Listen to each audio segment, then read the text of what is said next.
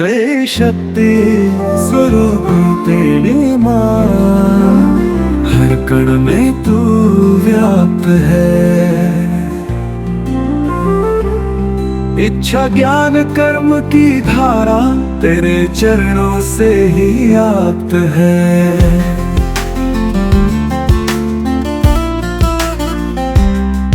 जब मन में कोई चाह उठे वो लक्ष्मी का आभास है। संकल्प बने जब रोशनी तेरा ही तो प्रकाश है। जब बुद्धि दिशा को पाए सरस्वती बन तू गाए। ज्ञान की वो वीणा तू ही जो अंधकार को हर लाए। कर्म बने जब अड़िग कदम पार्वती सी शक्ति मिले।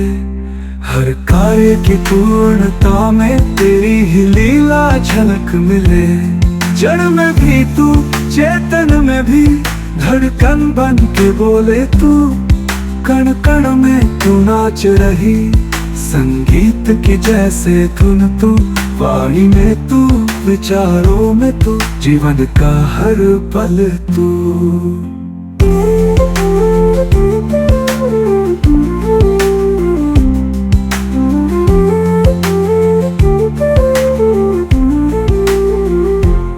ते शक्ति स्वरूपिणी माँ, सृष्टि की तू आत्मा है। तू ही आदि तू ही अंत है। शक्ति का तू परम धाम है।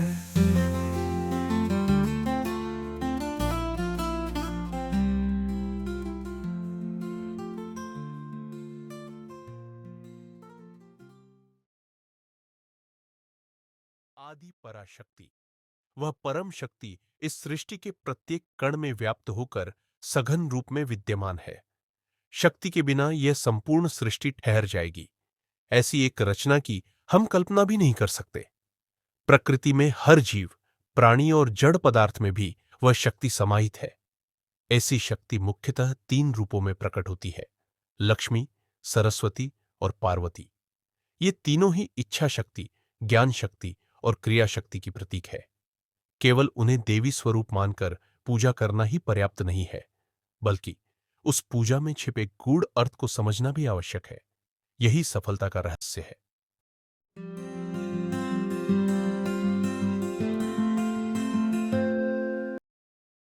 वह रहस्य यह है कि इस सृष्टि में कोई भी कार्य 3 चरणों में पूर्ण होता है। पहला चरण संकल्प, दूसरा चरण योजना बनाना और तीसरा चरण उसका क्रियान्वयन। सबसे पहले हम किसी कार्य को करने की इच्छा रखते हैं। यही इच्छा शक्ति है जो लक्ष्मी का स्वरूप है। फिर हम उस कार्य को करने के लिए उचित योजना बनाते हैं। यह ज्ञान शक्ति है जो सरस्वती की अभिव्यक्ति है। अंत में उस कार्य को क्रियान्वित करते हैं। यह क्रिया शक्ति है जो पार्वती का प्रतीक है। इस प्रकार कोई भी कार्य संपन्न होने के लिए शक्ति की आवश्यकता अनिवार्य है।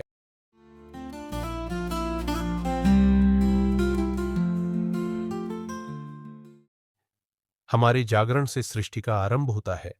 हमारे दैनिक कार्यों का निर्वहन करना ही स्थिति है और रात को विश्राम की अवस्था में जाना ही लय है। इन तीनों अवस्थाओं में भी शक्ति ही छुपी हुई है।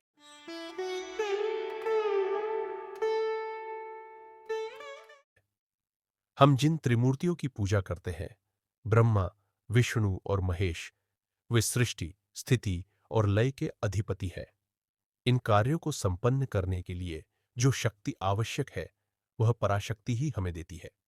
सृष्टि के लिए आवश्यक ज्ञान सरस्वती, स्थिति के लिए आवश्यक समृद्धि, धैर्य और अन्न लक्ष्मी, लय, समापन के लिए आवश्यक क्रियाशीलता पार्वती।